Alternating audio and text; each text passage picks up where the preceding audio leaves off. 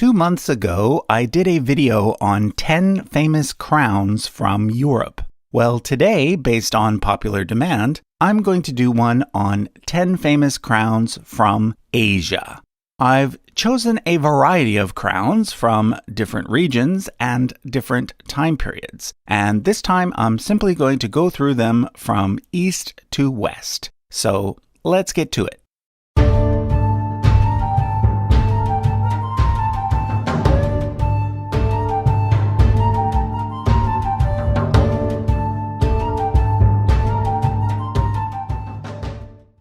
The first crown I'm going to talk about isn't really a crown per se. Rather, it's a type of traditional headwear worn by the Japanese emperor. It's called a kanmuri, and it's just one part of the elaborate male court attire called the sokotai. Nowadays, the sokotai and its female counterpart, the junihito, are rarely worn. The only time you're likely to see someone wearing the full attire is at an imperial wedding or the enthronement ceremony of a new emperor.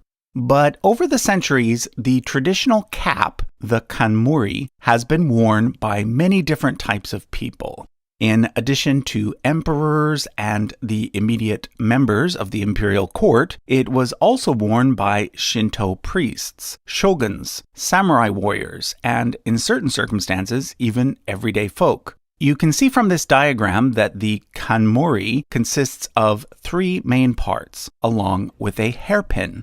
The most distinctive part is the long, flat piece that is either bent so that it drapes down the back or made so that it sticks straight up. Although different materials have been used over time, the basic design is over 1,000 years old and originated during the Heian period of Japanese history. Let's now take a look at a Korean crown. This is just one of several crowns that still exist from the Three Kingdoms period, which means that it's approximately 1,500 years old.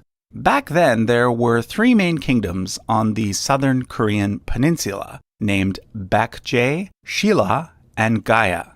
Each had its own unique style of crown, and none of them appear to be influenced by Chinese designs. The one I've chosen to highlight is from the kingdom of Shilla. It is known as the gold crown from the great tomb of Hwangnam.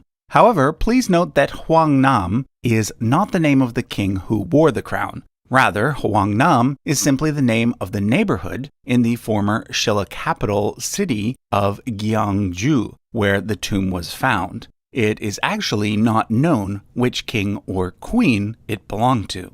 As the name suggests, the crown is made of solid gold, but it also has 77 pieces of jade hanging from it. In the front are 3 tridents, which could have been chosen because the trident is the Chinese letter for mountain, but this is not certain. On the sides are 2 protrusions that kind of look like antlers, and hanging from the bottom are 6 long chains called suhasik. In the same tomb, but in a different location, researchers also found a cap like this, which might have been worn underneath the main crown, or might have been a crown used separately. Either way, some experts think that the gold on the main crown was too thin to have been worn by a living monarch, and may actually have been purposefully designed as a burial crown.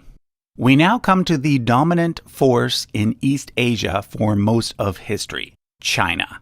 Of course, many different dynasties have ruled China over the last 4,000 years, and therefore there were many different styles of dress used by its emperors. But perhaps the headwear most associated with Chinese emperors is the mianguan, a flat mortar board with several strands of beads hanging off it. This type of imperial headwear has its roots in the Han Dynasty, which was roughly contemporaneous with the Roman Empire and was a golden age for China. Because much of Chinese culture is rooted in this important time period, the mianguan continued to be used, at least in some ceremonial settings, all the way up until the Ming Dynasty. and it was also even retroactively incorporated into images of Chinese rulers from before the Han Dynasty. A couple things to note about the Miangguan. First, the beads hung on the front and the back, not on the sides. This served to both obscure the emperor's eyes and to demonstrate the emperor's graceful poise. Second, the emperor was not the only person to wear a Miangguan. You can tell who a Miangguan belonged to by counting how many beads are attached to each string. If there are 12, then it's the emperor's Miangguan. If there are less than 12, it belonged to a prince or a lesser noble. Moving on to Southeast Asia. This is the crown of Selangor, which is one of the states within Malaysia. Malaysia actually has a very interesting form of monarchy. Within Malaysia, there are actually 9 monarchs, most of them sultans. Every 5 years, one of the 9 monarchs is elected to serve as the Yang di Pertuan Agong, which is kind of like a supreme king for all of Malaysia. In reality, though, the voting is actually ceremonial, and the 9 monarchs usually just rotate according to an already established order. The current supreme king is Sultan Abdullah of Pahang. However, another one of the sultans in Malaysia is Sultan Sharafuddin of Selangor. Selangor being the largest state in Malaysia in terms of population, and this is the official crown of Selangor. However, like most crowns, it is only worn for special occasions, such as a coronation. As you can see, it is covered with many diamonds, and its most notable feature is the feather-like protrusion on the top. You can also see that the design incorporates a crescent moon. Malaysia is a predominantly Muslim country, and of course the crescent moon is the main symbol for Islam. Another Asian country that is still a monarchy today is Thailand. And Thailand has a very distinctive crown, known as the Great Crown of Victory. It has a conical shape with a very tall, pointy top. In Thailand, this type of headgear is called a mongkut, and it is also worn by performers doing traditional dances. The cone part of the Great Crown of Victory is over 2 feet tall. That's 60 centimeters, but it also has 2 side pieces that hang down over the ears. Altogether, it weighs a whopping 7 kilograms. That's over 15 pounds. The main part of the crown, which is made of gold and enamel, is about 240 years old, having been made for the first Chakri king of Thailand, Rama I. However, during the reign of Rama IV, many diamonds were added, including a huge diamond on the very top. And now for something completely different. The smallest monarchy in Asia today, in terms of population, is the Kingdom of Bhutan, located in the Himalayan mountains between China and India. The official crown of Bhutan is unique in that rather than being made of metal, like most crowns today, it is made of satin and silk. The reigning dynasty in Bhutan, the House of Wangchuck, is also one of the youngest royal dynasties in the world, and therefore the history of this crown only goes back about 100 years. The raven was chosen as it is the national bird of Bhutan, and it is associated with the guardian deity of Bhutan, who is named Mahakala. Near Bhutan is another Himalayan country, known as Nepal.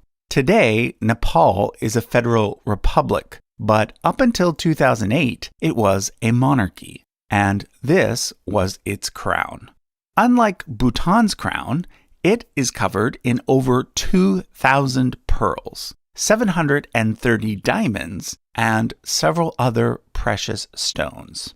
However, its most distinctive feature is the bundle of feathers, which protrude from the top and then hang down the back. These feathers come from a rare bird known as the bird of paradise, after which the more well-known bird of paradise flower was named.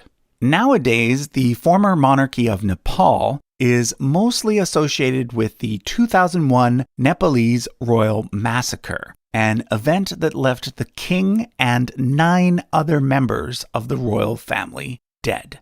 Strangely, the killer was not some crazed member of the general public, but rather the crown prince. On June 1st, 2001, during a party at the royal palace, Crown Prince Dipendra shot and killed his father, mother, brother, sister, 2 uncles, 2 aunts, a cousin, and a security chief, before then turning the gun on himself and committing suicide.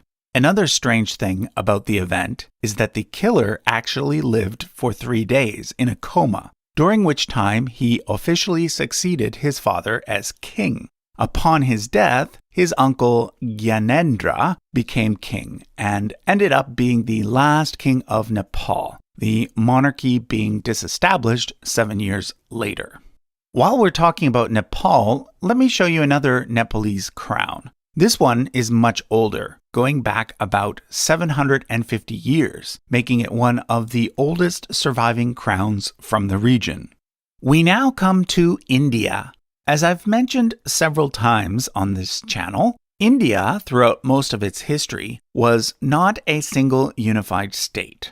Instead, it was comprised of many small kingdoms and principalities, sometimes ruled independently and sometimes forming part of a larger empire. Because of this, there are many different crowns and other types of royal headwear that I could show you for India. What I've chosen to show you is the crown of Bahadur Shah II, the last Mughal emperor. Being that the Mughal Empire was one of the richest empires in all of world history, you might have expected to see something more impressive. Although, don't get me wrong, this crown is probably worth more than what most of us will make in a lifetime. But compared to some of the European crowns we looked at in my previous video, I think you get my point. Well, there are 2 reasons why this crown is comparatively rather basic. First of all, by the time Bahadur Shah II reigned, the Mughal Empire was just a small shadow of what it had once been. The emperor was just a figurehead by then, and his territory was basically limited to the city of Delhi. But second, and more important, is the fact that owning a physical crown to place on the head of one's monarch was simply not as important to certain cultures as it was to certain other cultures. When it comes down to it, wearing a piece of metal on one's head with a bunch of jewels on it has always been more of a European thing. That's why the ancient Chinese and Japanese headwear that we looked at were so very different. Sure, lots of countries around the world eventually adopted metal crowns loaded up with jewels, but in most cases that occurred because of European influence. However, that doesn't mean that the rulers of non-European monarchies, such as the Mughal emperors, didn't like showing off their incredible wealth. In the Mughal case, they simply put all of their fancy jewels into a throne, called the Peacock Throne, rather than into a crown. When you think about it, that's actually much more impressive. Sadly, the Peacock Throne no longer exists, having been captured and looted by Nadir Shah of Persia in 1739. However, several of the jewels that were once part of the Peacock Throne do. These include the pink Darya-e-Noor diamond, which is now in the possession of Iran, and the Shah diamond, which is now in the possession of Russia. But perhaps the 2 most important pieces of the Peacock Throne were the Kohinoor diamond and the Timur ruby. These 2 stones were originally captured by Nadir Shah, but then his grandson ended up trading them to Ahmad Shah Durrani, founder of the Afghan Empire, in exchange for support. But then, in turn, Ahmad's grandson ended up having to trade the stones to Ranjit Singh, founder of the Sikh Empire. Again, because the one ruler helped the other in time of need. But the trail doesn't end there. Following the Anglo-Sikh Wars, the stone ended up in the possession of the British Empire, where today they are a part of the British Crown Jewels, a fact that angers many people in both India and Pakistan. There have been many attempts to repatriate the stones back to the subcontinent, but so far none of them have been successful. To add insult to injury, guess who also has the crown of the last Mughal emperor, Bahadur Shah II? Yep, the Brits. In our journey across the continent of Asia from east to west, we now come to the Middle East. Currently, of the 14 monarchies that still exist in Asia, half of them are in the Middle East. But out of these 7 Middle Eastern monarchies, the total number that have physical crowns is 0. All 7 of the Middle Eastern monarchies are in Arabic countries. And like I said earlier, different cultures have different customs. And in Arabic monarchies, physical crowns are simply not a thing. So the last 2 crowns that we're going to look at are from former Middle Eastern monarchies. The first is the Kiana crown, used by the Qajar dynasty, which ruled Iran up until 1925. This impressive crown is actually made of red velvet, but is set with thousands of gems, which give it its shape. In total, there are at least 1,800 pearls, over 1,000 rubies and spinels, and approximately 300 emeralds. The total height, not counting the elaborate flourish on the very top, is about 32 centimeters, or 1 foot. If you want to take a look at this amazing crown, it's currently on display at the Treasury of National Jewels in Tehran, along with the Darya-e-Noor I mentioned earlier, and the more recent Pahlavi crown. The final crown was probably the most impressive crown of all, but unfortunately, no one knows exactly what it looked like. It belonged to Suleiman the Magnificent, considered by most historians to have been the greatest of the various Ottoman sultans.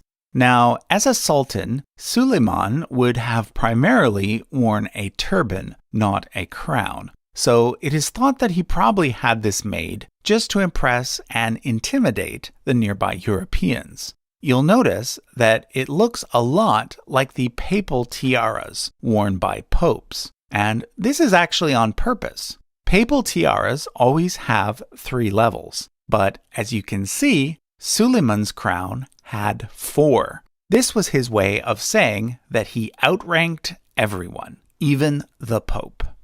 Okay, so that was a look at some famous crowns from Asia. Let me know in the comments which one you liked the best and whether or not I left one out that you feel I should have shown.